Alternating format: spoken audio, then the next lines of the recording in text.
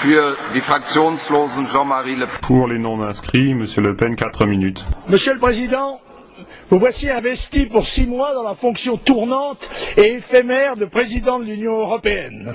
À l'opposé de la majorité des électeurs français, vous vous êtes révélé comme un européiste zélé, allant même jusqu'à oser représenter, sous la forme à peine différente du traité de Lisbonne, la constitution qu'avec les Hollandais, les Français avaient rejetée en 2005. Las, votre projet vient d'achopper sur la volonté du peuple irlandais. Le traité de Lisbonne est donc caduc, malgré toutes les manœuvres qui chercheraient à imposer aux peuples européens la volonté de la camarilla euromondialiste dirigeante. Jeune député, j'avais, en 1957, voté contre le traité de Rome, première étape d'un processus qui devait conduire, selon ses promoteurs, Monnet et Koudenov-Kalergi, entre autres, aux États-Unis d'Europe. Cette tour de Babel ne pouvant être construite que sur les décombres des nations, et d'abord de ma patrie, la France, j'en fus depuis l'adversaire résolu. On nous dit que la mondialisation entraîne partout des changements fondamentaux auxquels nous devons nous soumettre. Mais à la vérité, dans le monde, les nations se renforcent, appuyées sur des patriotismes fervents, sauf dans un seul espace, l'Europe, où nations et patries sont bradées, démantelées, démoralisées au profit d'un projet sans puissance, sans identité, tandis que les vagues migratoires étrangères l'envahissent progressivement et que l'ouverture de nos frontières économiques la livre à la concurrence effrénée du reste du monde. Aucune des promesses faites pour que les Européens acceptent la perte de leur indépendance, de leur souveraineté, de leur identité, de leur culture n'a été tenue.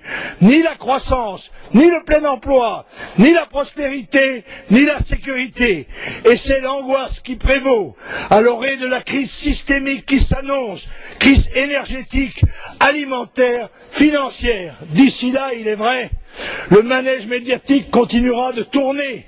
Hier, l'Euro de football, le tennis à Roland-Garros, demain, les JO de Pékin, et aujourd'hui, la saga miraculeuse d'une icône, Ingrid, qui rit, qui pleure, qui prie, qui va et vient à votre bras fraternel. Dans votre désir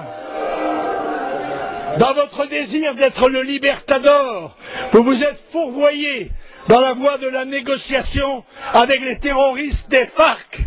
Mais ce n'est ni vous, ni M. Chavez qui ont libéré la sénatrice colombienne, Mme Bettencourt. C'est le président Uribe qui, avec ténacité, contre la mobilisation générale du progressisme mondial, a remporté une victoire décisive sur le terrorisme criminel.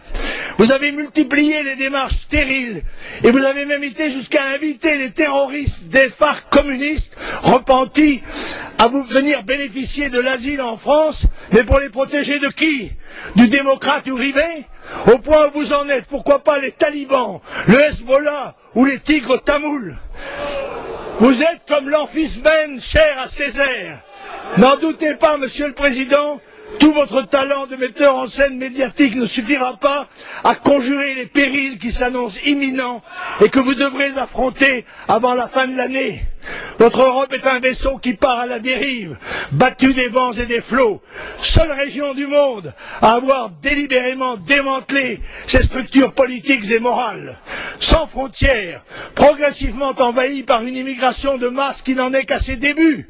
Ruinée économiquement par l'ultralibéralisme, socialement appauvrie, démographiquement affaiblie, sans esprit et sans force de défense, elle est vouée au mieux au protectorat américain, au pire à la servitude de la dimitude. Il n'est que temps d'abandonner l'illusion mortelle du fédéralisme et de construire une Europe des nations, unie dans des alliances concrètes, plus modestes sans doute, mais plus efficaces. Les deux échecs de la Constitution et du traité doivent servir d'avertissement. Les peuples d'Europe ne veulent pas de ces projets, ils ne laisseront pas imposer.